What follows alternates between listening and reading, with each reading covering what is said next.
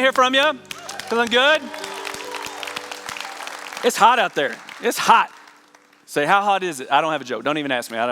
It's hot, though. It's hot out there. Hey, can we just give it up for all the dads in the room? Happy Father's Day, all you dads. I actually have something to bring up for all the men in the room. On June 29th at 8 p.m., we're going to have another fight night here at Trace. Last time we did this, we had over 200 guys show up. Just want to continue to put this in front of you men, that this is an incredible opportunity to invite a buddy from work or a neighbor, a brother, whatever that may look like. That maybe they don't want to come in here on Sunday and join us. This is too weird for them, whatever.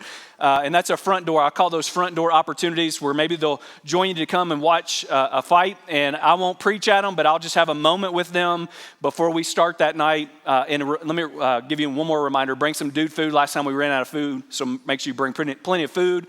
But I usually get up here on stage and just for about 2 minutes talk to the men in the room, some of them hearing this message for the first time, how we are committed as a church to help come alongside men so that they stay in the fight and win the battles that matter the most. Because there are some battles in our lives that matter more than others, and we are committed as a church to come alongside men, come alongside everyone, but in this context, come alongside men to help them to stay in the fight to win the battles that matter the most. And if I can, because it's Father's Day, this is not a Father's Day message. We're still in our, story sequence of where the Israelites are, but I do want to speak to the fathers in the room.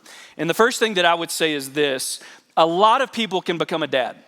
A lot of people can become a dad, but it takes work and intentionality to actually be a father. And it's not lost on me that there are many of you in here today that didn't have the best example. Some of you would say you didn't have any example. And so that's maybe led you to feel a little bit insecure. And most men would admit this, even though they won't say it, that oftentimes there's a question that we're asking ourselves in fatherhood and in other aspects of being a man: do I have what it takes? Do I have what it takes?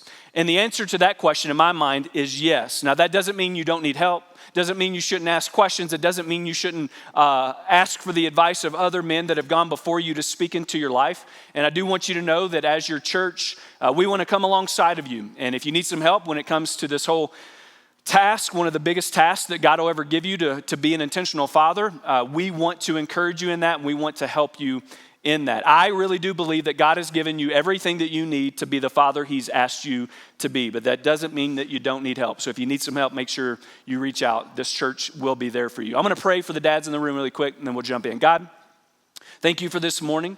Father, as I've often mentioned on Mother's Day, today might be similar in as much as this day looks different for a lot of different men in the room. Maybe for some, and women, that maybe for some this day brings back a bad memory of a father they wish they would have had, how their father wasn't there for them. Others may celebrate today because their dad really did try to be intentional. It's going to look a lot of different ways for different people. And so God, I pray that you would just kind of speak to us, and in the moment that we find ourselves in today, maybe today is the day that someone is experiencing a Father's Day for the first time without their father because they've gone home to be with you, God. And so, God, just be with us, guide us, and thank you for the fathers in the room. I pray you remind them of what I just said to them. They've got what it takes. They've got that you've given them everything that they need to be the father you've asked them to be.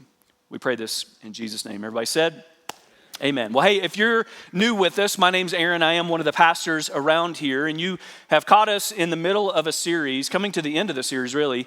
It's a 32-week series we've been in where we're looking at some of the most significant stories in the Bible in order to help us have a better grasp of God's upper story and how God's upper story impacts our personal stories. And so to give you a quick recap of where we were last week we were looking at how the Israelites were making their way back home to Jerusalem after being in exile over 70 years. How there was a king named Cyrus, king of the Persian Empire, that once he came into power, he actually freed up the Israelites to go back home and begin to rebuild Jerusalem because it had been absolutely devastated by the Babylonian Empire. Now, for where we're going to pick up today, we're going to fast forward about 50 years from that moment, and during this particular time frame, there's a new Persian king that's in power.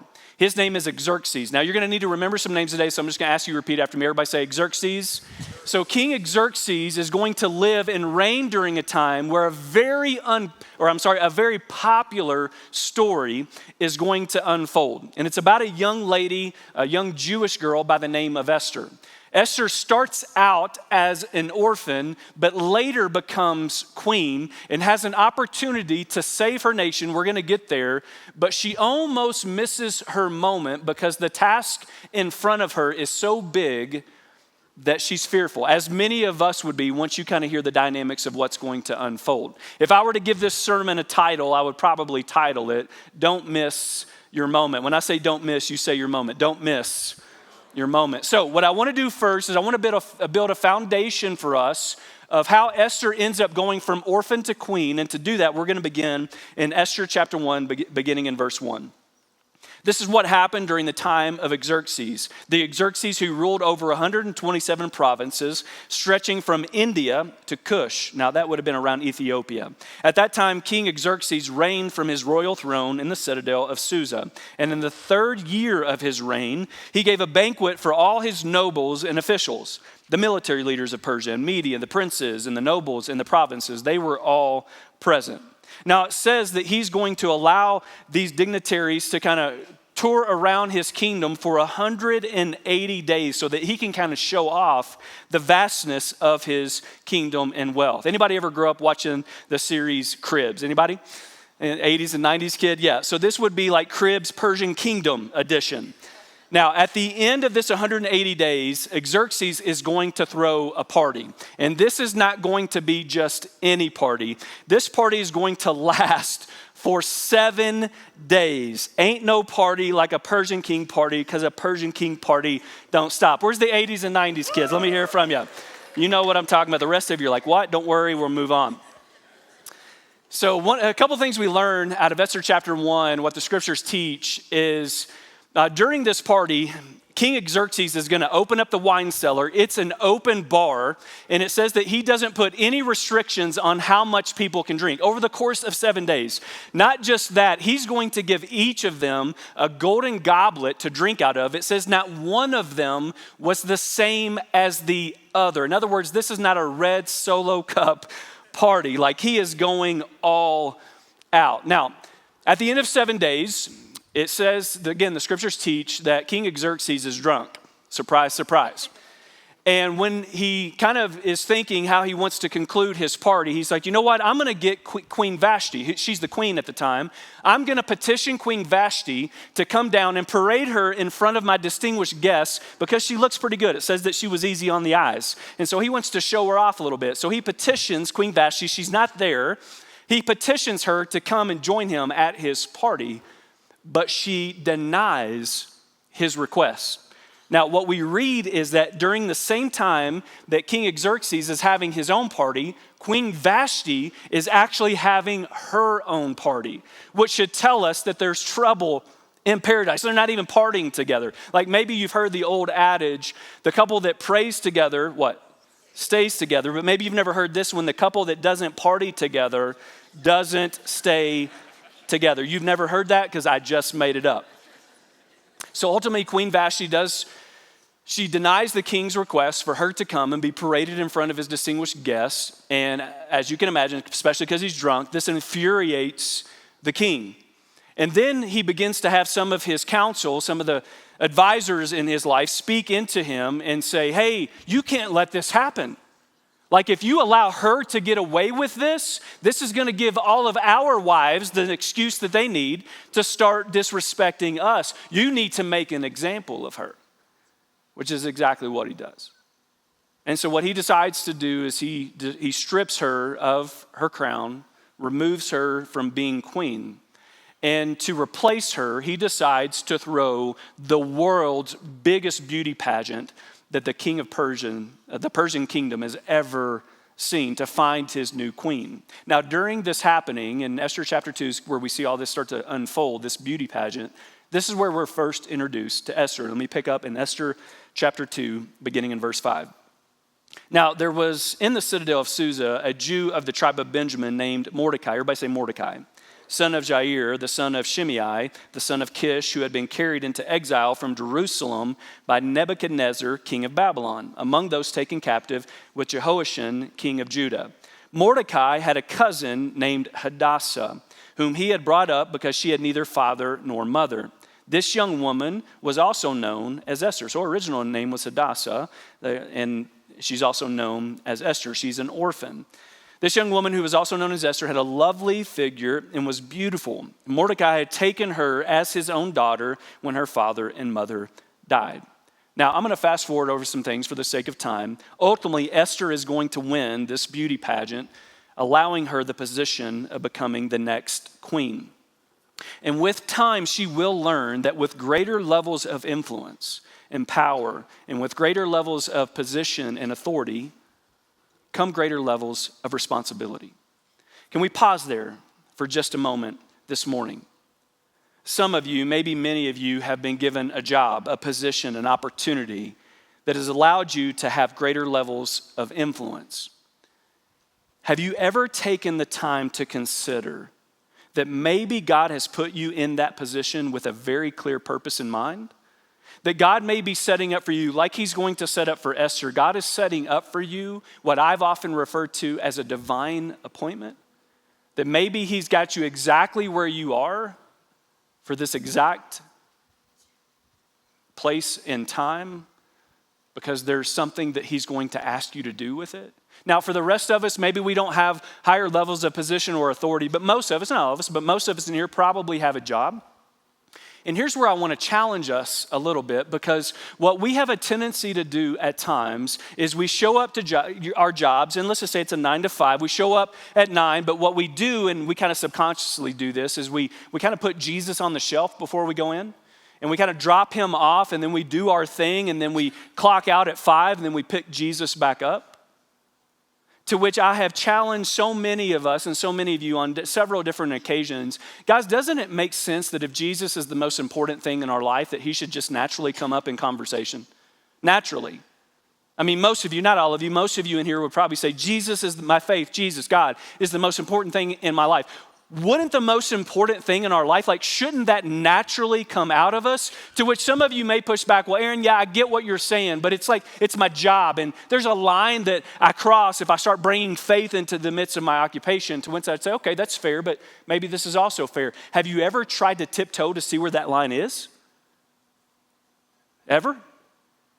Have you ever decided where you're like, you know what, I know there's a line somewhere where I cross the boundary of, talking about my faith, but have you ever tiptoed to see where that line even is? Because Jesus isn't supposed to be dropped off at daycare when you go to work and picked up later when you come home.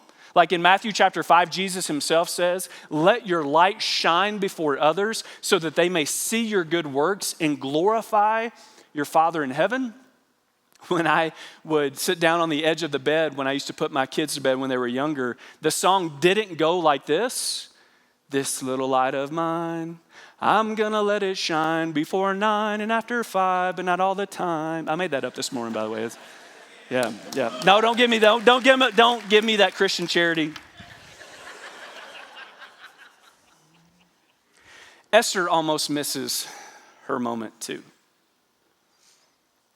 During her time as queen, King Xerxes is going to appoint a guy by the name of Haman to be one of his point leaders, kind of his right-hand man.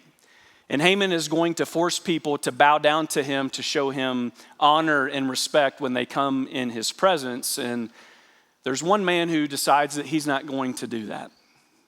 Mordecai. Mordecai is a God-fearing man. He knows that no one deserves him to bow down or drop to his knee unless it's God himself. And so every time that Mordecai is in the presence of Haman, he refuses to bow down, which is starting to infuriate Haman at time after time after time again. And so Haman gets so upset that he decides not only does he want to kill Mordecai, but he wants to kill the entire Jewish people. That he's going to annihilate all of them. Does that sound familiar? Mordecai actually gets wind of Haman's plan. And when he learns that Haman not only wants to kill him, but take out the entire people of Israel, he begins to become very distressed. And he does something that wouldn't have been uncommon for a godly man to do during his time. It says that when he gets the news about what Haman's plan is, that he tore his clothes as a sign of distress and anguish.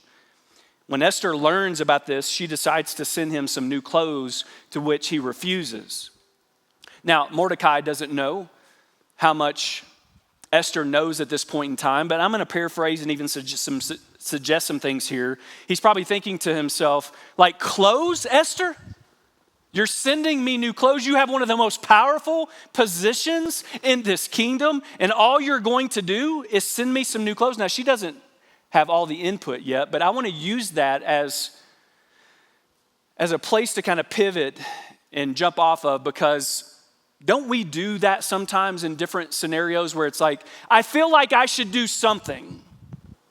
Like I've been in a situation at times, I feel like I should speak up. I feel like I should do something because not doing nothing just doesn't feel right. So let me do just enough so that I appease myself. And even what I just mentioned a few moments ago, my Christian charity. I feel like I've done my Christian charity. So let me do just enough. That way I don't feel like I didn't do anything. Mordecai is like, I don't need new clothes, Esther. Esther chapter 4. Mordecai sent this reply to Esther. Esther, don't think for a moment that because you're in the palace, you will escape when all the other Jews are killed. If you keep quiet, everybody say quiet. If you keep quiet at a time like this, deliverance and relief for the Jews will arise from some other place, but you and your relatives, they will die, Esther. They will die. Who knows if perhaps you were made queen for such a time as this. In other words, Esther, don't miss your moment. Don't miss this divine appointment that God has set you up for. Some of you have been around long enough to have heard me talk about this concept. I think I preached an entire sermon on this a while ago, called silent affirmation. Right? Silent affirmation is when we hear somebody say something, like we've been in a situation, and some of you, most of you have been in a situation like this. I've been in several, where you're in a situation, you're around some people, and something is said, and whatever is said is not just something you disagree with, but maybe it's even antagonistic to the faith, to the gospel. And it's one of those situations where like, man, I can't just stay silent, but you haven't prepared enough on what you should say in scenarios like that. And so you just find yourself staying silent when you know you should say something.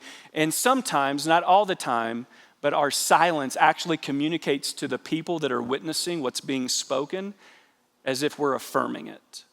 Silent affirmation. Friends, I want to encourage you as your pastor, if you'll allow me to get prepared for those moments. Because again, I've done this long enough to know that one of the number one reasons why people don't speak up is because they don't know what to say and they're afraid they're going to trip over themselves. And so there's already a tense moment. It's like, I don't know what to say. And so can I encourage you, even today, maybe some of you in your story groups, make that an exercise this week. Write down a couple statements that you can kind of rehearse and think about. So when you're in that situation, when something is said that is something not just something you disagree with, you can let things go from time to time that maybe you just disagree with, but it's just, again, vehemently, you feel so convicted that I can't let that be said without me saying what I believe. I want you to write down some statements that you prepare ahead of time. Maybe they'll sound something like this. Hey, I don't agree with that, but that doesn't mean I don't want to listen to your perspective. At least you said something. And maybe you give courage to the people around you, like, dang, like, okay, next time I'm going to say something too. Maybe another statement could go like this. Hey, based on my faith, I don't agree with that, but that doesn't mean I hate you. Because isn't that what's often communicated passively, where it's like, if I disagree with somebody, automatically you assume I hate you because I disagree with you? It's like, no. And so, hey, I don't agree with that. My faith wouldn't allow me to agree with that, but that doesn't mean I hate you. I'd love to hear your perspective. How did you arrive there? Can I strongly encourage you, church, to prepare for those moments, because your silence can be interpreted as affirmation more often than you think it can. So what's going to happen? Esther decides that she's going to leverage her position. but you just need to know this is an incredibly scary moment. Again, as we read through the scriptures in the book of Esther, we learn that if someone were to go and petition the king, he has the right to kill them if he doesn't like what he's being petitioned about. And so she's literally putting her life on the line. Maybe she's putting her position on the line. Maybe the king won't take her life, but he might take her crown. She's seen that happen with Vashti. But she decides it's worth it. I'm going to leverage my position. I'm going to accept this divine appointment that I feel like God has appointed me for such a time as this. And in Esther chapter 7, we read this. So the king and Haman went to the queen's banquet. She only invited the two of them. As they were drinking wine on the second day, these guys like to drink, let's be honest, they like to drink. Drinking wine on the second day, the king again asked, Queen Esther, what is your petition, queen? It will be given to you. What is your request? Even up to half the kingdom, it will be granted. Then Queen Esther answered, if I have found favor with you, your majesty, and if it pleases you, would you grant me my life? This is my petition. And spare my people, this is my request, for I and my people have been sold to be destroyed, killed, and annihilated. If we had merely been sold as male and female slaves, I would have kept quiet, because no such distress would justify disturbing the king. King Xerxes asked Queen Esther, who is he? Who would dare do such a thing? Where is he, the man who has dared to do such a thing? Esther said, an adversary, an enemy, this vile Haman. And instead of the entire people of Israel being annihilated, King Xerxes decides to kill Haman. So what did we just learn? God paved a way for a Jewish orphan, the most unassuming person, to be appointed as queen, setting her up for a divine moment that she almost missed because it was going to be risky. It was going to potentially cost her a lot, and it would require her to leverage her influence, leading her potentially to lose it all. So let me ask you again. Have you ever taken a moment to even consider that God has put you right where you're at, right now, because he's setting you up for a divine appointment where you may be called to leverage your influence, to leverage your voice, to use your position for a divine purpose? Will it be risky? Maybe. Likely. But what you aren't willing to risk now will likely become a regret later. Many years ago, I was reading a survey, really interesting survey. They polled 500 people that were 95 years old or older. And they asked them one question. Hey, if you could do it all over again, what would you do different? And anytime people that have lived that long are asked a question like that, like I want to hear what they have to say. The first answer, something like this: man, I wish I would have just enjoyed life more, not worried about things that were out of my control. I wish I would have taken the time to appreciate the small things in life. That was answer number one. The second most popular answer, again, 500 people that were 95 years old or older. What would you do different? How would you do it differently? I wish I would have taken more risks. What you aren't willing to risk now will likely become a regret later. Trace Church, don't miss your moment. To close us out today, I'm going to pivot and go in a pretty strong different direction, but I still want to use the book of Esther. Did you know that the book of Esther is one of only 2 books in the entire Bible where the name of God is not referenced or mentioned? The other book is the Song of Solomon. The only 2 books in the entire Bible where the name of God is not referenced or mentioned. But let me ask you a question. Does that make you feel like God wasn't there? Like, because God's name isn't mentioned, does that lead any of you to conclude, well, maybe God wasn't there? And my guess would be, no, that's not what your conclusion is. Some of you right now can't feel the presence of God in your own life.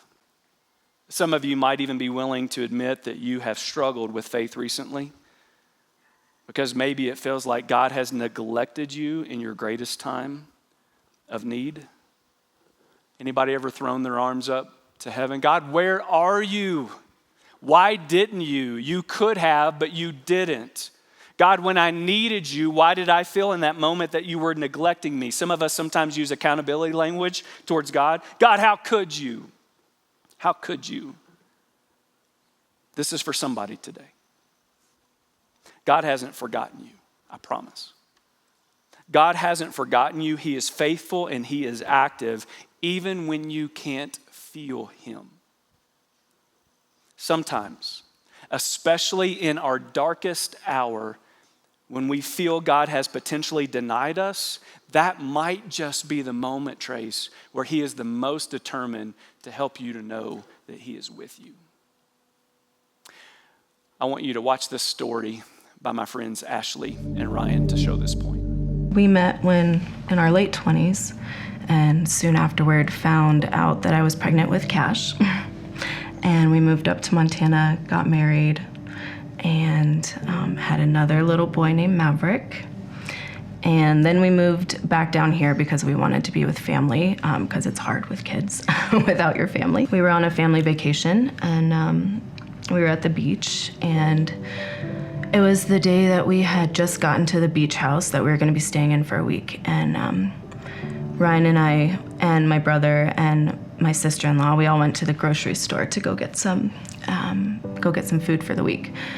And we left our boys to play at the beach. On our way back, we saw fire trucks and ambulances, and we got closer and we saw that all of our family was outside and they were hysterical, crying, and that the ambulances and fire trucks were right out front of our house. Our stomach dropped and we ran up and found out that Maverick was in the ambulance and he wasn't breathing.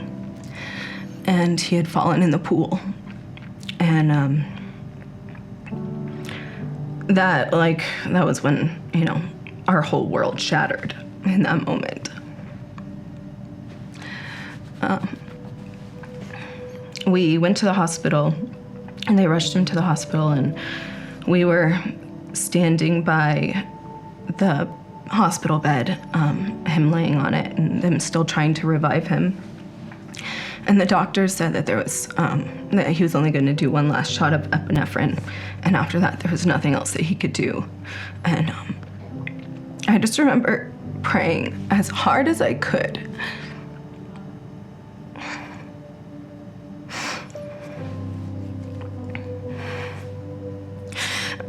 But obviously my prayers weren't answered in that moment.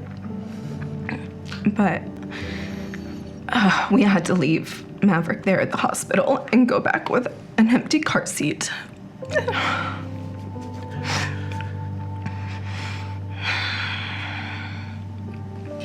When the doctors said that there was nothing else they could do,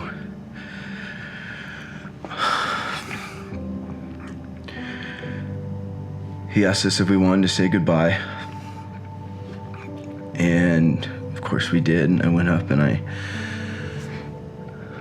kissed his forehead. And I said, I love you, Mav. But I remember after Maverick was pronounced dead, I went outside and I laid down on the grass and I just looked up at the stars.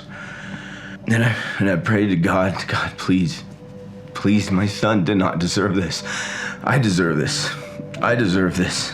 Everything I've done, I deserve this. Not him. The pain was too much. The pain was too much for me to bear, and I begged God, I said, please, take this pain from me because I can't do it. This is too much. And I've never heard the voice of God. But surrounded in all that pain and misery and just gut-wrenching, I felt love. And I felt love like I've never felt love before. It was just wrapped me and it calmed me, and the pain was still there, but I knew that Maverick was okay. And I knew that, and I still know that in the depths of my soul. I knew that Maverick was okay, and Maverick was in good hands. And we got the family together, and there was no hate, there was no blame, this was nobody's fault. This was an accident. We held hands and we prayed. And I am so thankful that the Holy Spirit just embraced our family and brought our family closer together, because that very easily could have ripped us apart. And that hope of heaven and seeing Mav again, that's what really got me through the really, really dark days and the really hard times. Just imagining him with Jesus, for the first time in my whole life, I felt God's presence. And I felt him, and I knew that he was there with us. We've grown closer as a family, as a husband and as a wife. In faith, for sure. In faith. Yeah. Our extended family has all grown closer. I mean, every ounce of love and everything that we prayed for, I mean, God answered us. People have asked both of us, or mentioned, like, I don't know how you did it. I don't know how you do it. I don't know how you're so strong. And I'm not strong. Yeah. I'm weak. I'm so weak. But with God's help, anything is possible. You can do anything. Wow. Can we show Ryan and Ashley how much we appreciate them sharing their story with us?